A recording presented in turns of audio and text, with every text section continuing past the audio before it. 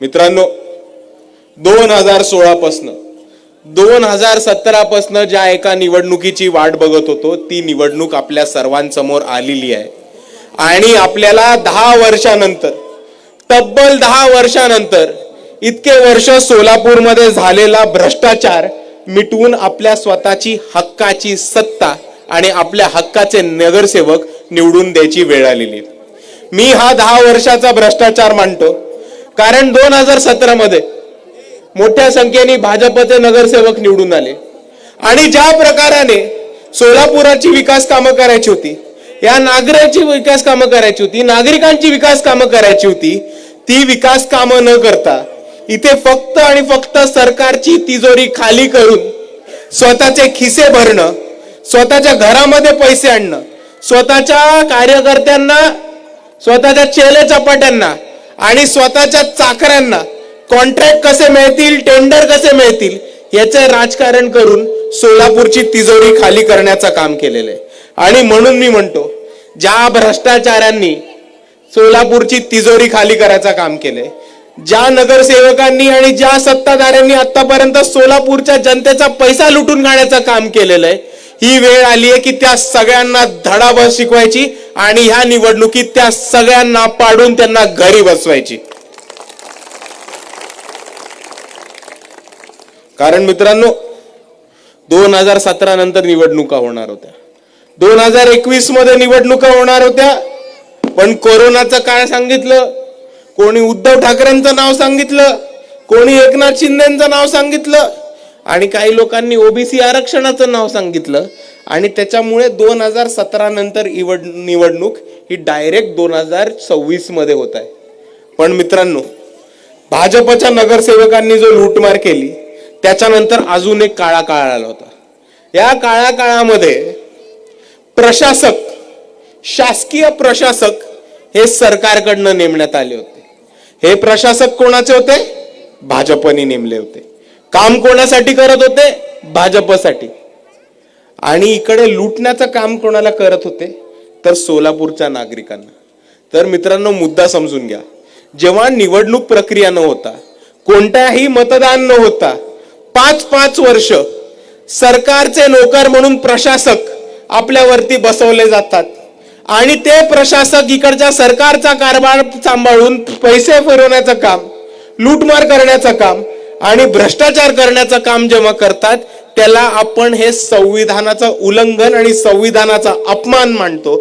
आणि म्हणून मी आपल्या सर्वांना एवढीच विनंती करतो की या निवडणुकीमध्ये ज्या लोकांनी संविधानाचा अपमान केलाय आणि ज्या लोकांनी संविधान मोडीत काढण्याचा प्रयत्न केलाय, त्या लोकांना धडा शिकवा आणि कोणत्याही परिस्थितीत या सोलापूरच्या महानगरपालिकेच्या निवडणुकीत भाजपचे नगरसेवक घरी बसवा, ही मी आपल्या सर्वांना कळकळीची विनंती करतो. आणि मित्रांनो, जेव्हापासून हा निवडणुकीचा खेळ चालू झाला, जेव्हापासून निवडणुकीची तारीख अनाऊन्स झाली आणि जेव्हापासून फॉर्म, AB फॉर्म, तिकीट याचा सगळा खेळ चालू झाला, तेव्हापासून आपण न्यूज बघा, पेपर वाचा, सोशल मीडियावरती जाऊन रील बघा, युट्यूब वरती बघा, व्हिडिओज बघा, आपल्याला नुसतं एकच गोष्ट दिसते की सगळ्या पक्षांमध्ये, काँग्रेस, भाजप, राष्ट्रवादी, शिवसेना या सगळ्या पक्षांमध्ये मोठ्या प्रमाणात कार्यकर्ता नाराज आहे. कोण रडतोय, कोण भाजपच्या आमदाराची गाडी थांबवतोय, कोणतरी शिंदे सेनेच्या आमदाराची गाडी फोडायला चाललंय, कोणतरी स्वतःला गळफास लावून घेण्याचा प्रयत्न करतोय. आणि आपल्या सोलापूरमध्ये तर नवीन प्रकार झाला, इकडे मर्डर पर्यंत गोष्ट पोचली तिकिटावर. मित्रांनो, समजून घ्या, स्थानिक स्वराज्य संस्थेची निवडणूक आहे. इकडे स्थानिक कार्यकर्त्यांना, ज्या कार्यकर्त्यांनी मेहनत केली, ज्या कार्यकर्त्यांनी पक्ष वाढवण्यासाठी काम केलं आणि ज्या कार्यकर्त्यांनी मागच्या लोकसभेमध्ये आणि विधानसभेमध्ये जीवाचं रान केलं पक्षांसाठी, त्यांना तिकीट देऊन, त्यांना उमेदवारी देऊन त्यांना नगरसेवक बनण्याचा ही संधी होती. पण इतर पक्षांमध्ये काय झालं? तिकीट कोणाला गेलं? पैसेवाल्याला, प्रस्थापिताला, मटका सटका चालवणाऱ्याला, दारूचा अड्डा चालवणाऱ्याला, गुंडागर्दी करणाऱ्या किंवा इकडच्या आमदार आणि खासदारांच्या चेले चपाट्यांना. आणि ह्याचंच उलट चित्र तुम्हाला अगदी बरोबर दिसेल ते वंचित बहुजन आघाडीमध्ये दिसेल. तुम्हाला प्रत्येक पक्षामध्ये लोक नाराज झालेली दिसतील, तुम्हाला प्रत्येक पक्षामध्ये लोक चिडून घरी बसलेली दिसतील किंवा आमदार खासदाराची गाडी फोडायला गेलेली दिसतील. पण वंचित बहुजन आघाडीमध्ये असं झालेलं नाही. वंचित बहुजन आघाडी ह्या निवडणुकीमध्ये एकमेव असा पक्ष आहे महाराष्ट्रामध्ये ज्यांनी तळागळातल्या कार्यकर्त्यांचा पक्ष आहे.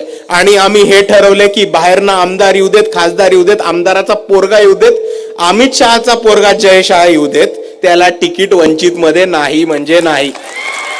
वंचित बहुजन आघाडी हा कार्यकर्त्यांचा पक्ष आहे. आणि ज्या ज्या कार्यकर्त्यांनी आतापर्यंत पक्षासाठी आंदोलनं केली आहेत, पक्षासाठी कामं केली आहेत, पक्षासाठी संघर्ष केलाय, आणि ज्या ज्या लोकांनी इमाने एक बारे वंचित बहुजन आघाडीचे निष्ठेने काम केले त्या त्या कार्यकर्त्यांना तिकीट द्यायचं काम हे वंचित बहुजन आघाडीने या निवडणुकीमध्ये केलंय. आणि म्हणून मी इकडच्या प्रस्थापित पक्षांच्या कार्यकर्त्यांना एक गोष्ट सांगू इच्छितो की भावांनो, तुम्ही गंमत समजून घ्या. राष्ट्रवादी असेल, काँग्रेस असेल, शिवसेना असेल, भाजप असेल, या सगळ्यांच्या कार्यकर्त्यांना मला एक विनंती करायची की मित्रांनो, तुमचा गेम झालाय आज हे समजून घ्या. तुम्ही पक्षासाठी केसेस घेतल्या, तुम्ही पक्षासाठी आंदोलनं केली, तुम्ही पक्षासाठी संघर्ष केला, तुम्ही आमदार खासदार निवडून द्यायला तुमच्या पक्षासाठी मेहनत केली. पण जेव्हा तुमची निवडणूक आली, जेव्हा तुम्हाला तिकीट मिळायची संधी आली, तेव्हा आमदार आणि खासदारांनी पैसे घेऊन तिकीट वाटलेत. आणि दुसरी चित्र तुम्हाला वंचित बहुजन आघाडीमध्ये दिसेल. इकडे पैशावरती तिकीट मिळत नाही, तर इकडे कार्यकर्त्याला संघर्षावरती तिकीट मिळतं. हा वंचित बहुजन आघाडीचा इतिहास आहे. आणि त्याच्याहून पुढे मी जाऊन सांगतो, मागच्या विधानसभेमध्ये 36 उमेदवार हे युवकांना उमेदवारी देण्याचं काम वंचित बहुजन आघाडीने विधानसभेमध्ये केलं होतं. आणि ह्याच महानगरपालिकेच्या निवडणुकीमध्ये 50% जास्त उमेदवारी ही युवकांना देण्याचं काम वंचित बहुजन आघाडीने केलंय. आणि त्यातले एक आपल्या सर्वांसमोर उभे पण आहेत. 24 वर्षाचे उमेदवार हे वंचित बहुजन आघाडीने उभे करण्याचा प्रयत्न केलाय. आणि मागच्या नगरपालिका, नगर परिषद आणि नगरपंचायतीच्या निवडणुकीमध्ये आपण जर बघितलं तर वंचित बहुजन आघाडीला खूप मोठं यश आलेलं आपल्याला दिसतं. पण त्याच्या मागे पण समजून घ्या, इथे वरती फोटो लागला, अरुण आबा जाधव कोल्हाटी समाज नगरसेवक झाले. कांधार मधनं वैदू समाज, वडार समाज, या समाजाचे ज्यांची इकडचे प्रस्थापित गिनती पण नव्हते करत, अशा समाजांना फक्त तिकीट द्यायचं काम नाही केलं बाळासाहेबांनी, तर त्यांना तिकीट दिलं, त्यांना ताकद दिली, त्यांना बळ दिला, त्यांच्या मागे ही कार्यकर्त्यांची फौज उभी केली आणि त्यांना निवडून देऊन आणून आज एक वैदू समाजाचा, एक कोल्हाटी समाजाचा, एक वडार समाजाचा जर नगरसेवक निवडून आला असेल तर ते फक्त आणि फक्त बाळासाहेब आंबेडकर आणि वंचित बहुजन आघाडीच्या ताकदीमुळे झाले. आणि मित्रांनो, या निवडणुकीमध्ये सुद्धा आपल्याला ह्याच पद्धतीने काम करायचं.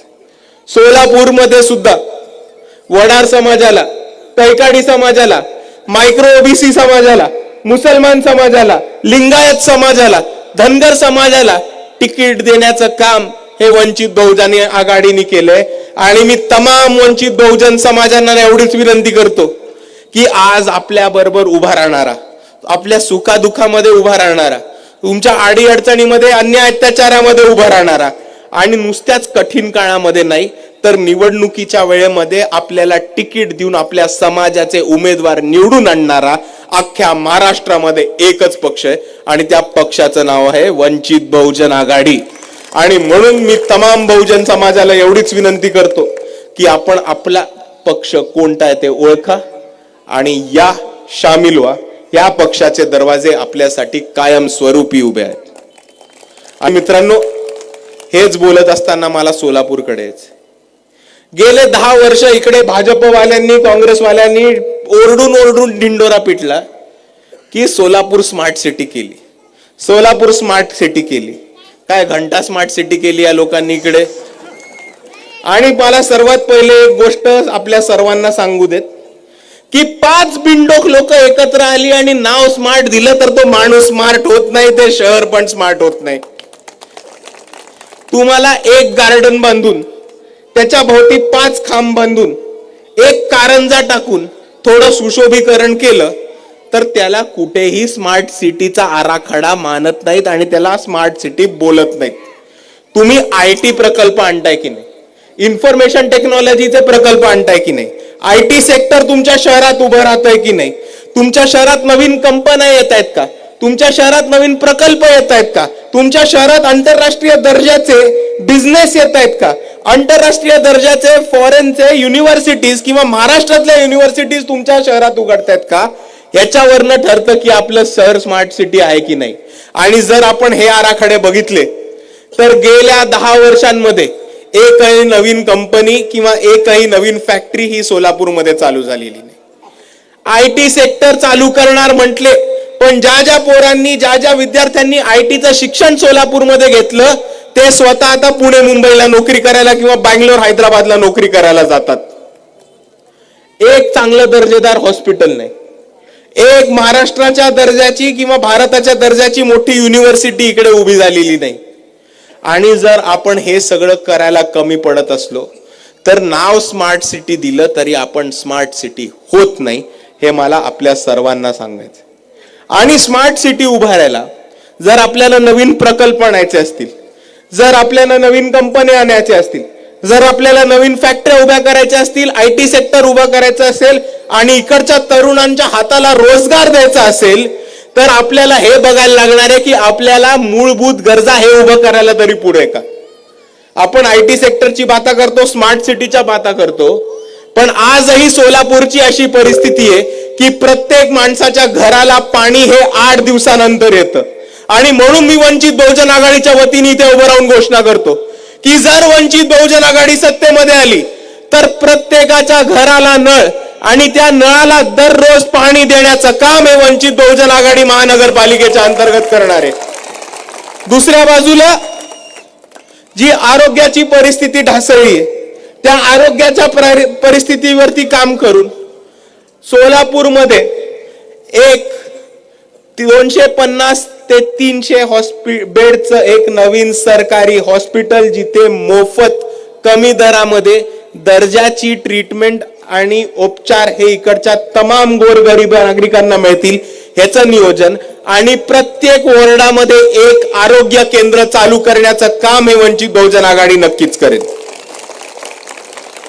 दुसऱ्या बाजूला ज्या मनपाच्या शाळा आहेत, ज्या महानगरपालिकेच्या शाळा आहेत ज्यांची अवस्था खूप वाईट झाली आहे, जिकडे शिक्षक येत नाहीत आणि जिकडे विद्यार्थ्यांना जावंसं वाटत नाही, त्या शाळांची परिस्थिती सुधारून त्या शाळा प्रायव्हेट शाळांच्या दर्जाचं बनवण्याचं काम हे वंचित बहुजन आघाडी करेल. नियमितपणे मास्टर शिक्षक येऊन शिकवतात की नाही याचा एक आढावा रोजच्या रोज घेऊन सोलापूर मधल्या महानगरपालिकेच्या शाळांमध्ये ज्या दर्जाचं प्रायव्हेट शाळांमध्ये शिक्षण मिळतं त्याच दर्जाचं शिक्षण मोफत इंग्लिश मध्ये देण्याचं काम हे महानगरपालिकेच्या अंतर्गत वंचित बहुजन आघाडी नक्की करेल. आणि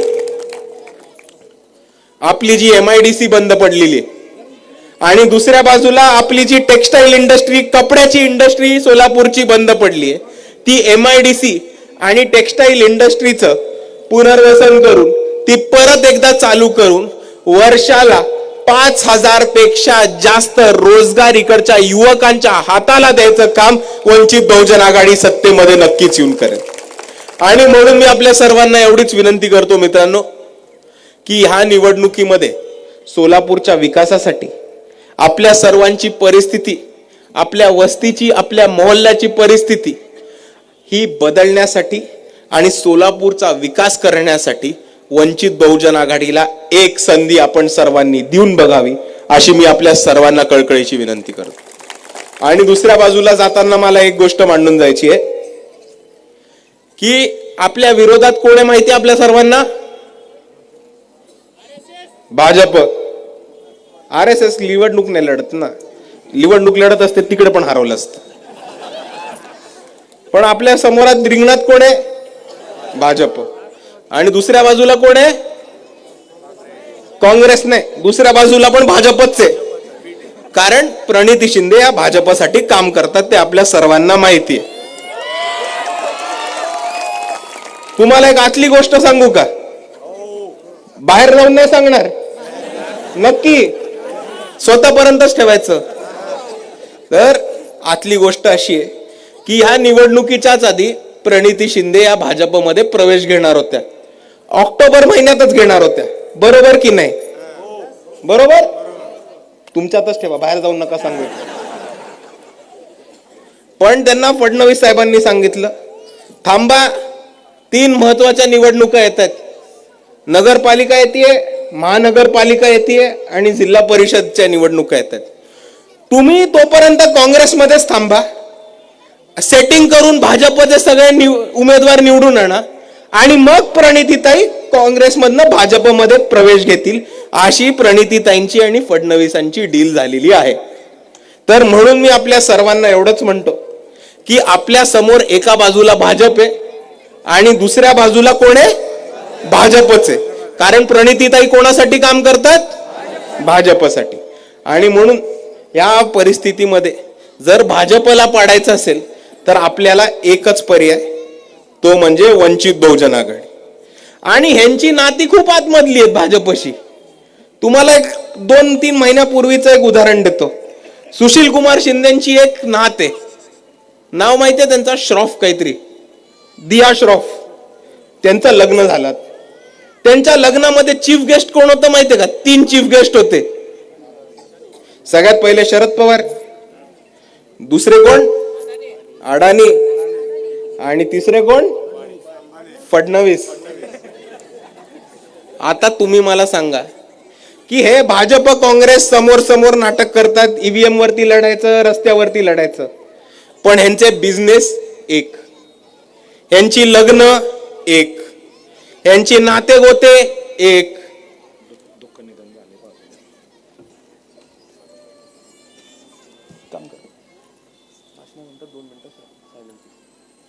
यांची नातीगोती एक, यांचे सगळे धंदे एक.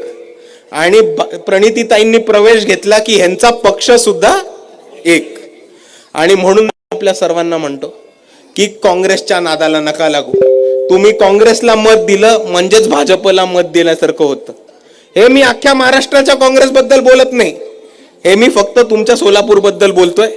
कारण सोलापूरची जी काँग्रेसचे अध्यक्ष आहेत, खासदार आहेत, त्या सरळ सरळ भाजपसाठी काम करतात, हे आता अख्ख्या जगाला कळून चुकलेलं आहे.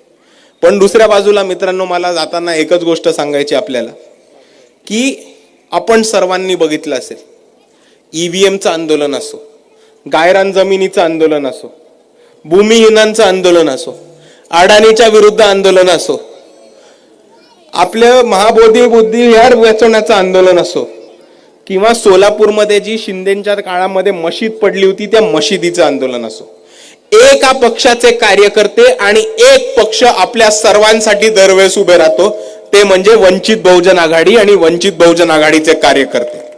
आणि ह्या परिस्थितीमध्ये मी आपल्या सर्वांना एवढीच विनंती करतो की जी लोक आपल्या सर्वांसाठी धावून येतात, जी लोक आपल्यासाठी लढतात आणि जी लोक नेहमी आपल्यासाठी आंदोलन करत राहतात आणि आपल्या संघर्षासाठी ते स्वतः संघर्ष करतात, ह्या लोकांना निवडणुकीमध्ये निवडून द्यायची जबाबदारी कोणाची? तुमच्या सर्वांची.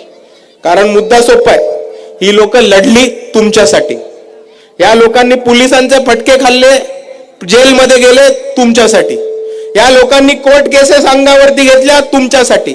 RSSच्या विरुद्ध जर कोणी आंदोलन केलं असेल तुमच्यासाठी तर हे वंचित बहुजन आघाडीच्या कार्यकर्त्यांनी केले. आणि ह्या परिस्थितीमध्ये जेव्हा लढणारे योद्धा हे निवडणुकीसाठी उभे राहतात तेव्हा ती समाजाची जबाबदारी राहते की कोणत्याही परिस्थितीत जो माणूस आपल्यासाठी लढतोय त्या माणसाला जिंकून द्यावं. कारण तो सत्तेत नसताना तुमच्यासाठी राबत होता, जर सत्तेत गेला तर तुमच्यासाठी तो जीवाचं रान करेल. म्हणून वंचित बहुजन आघाडीच्या 22च्या 22 उमेदवारांना निवडून देणं आणि गॅस सिलेंडरवरती बटन दाबून वंचितांचा विजय करणं ही आपल्या सर्वांची जबाबदारी आहे. एवढं म्हणून मी माझे 2 शब्द थांबवतो. जय भीम, जय संविधान.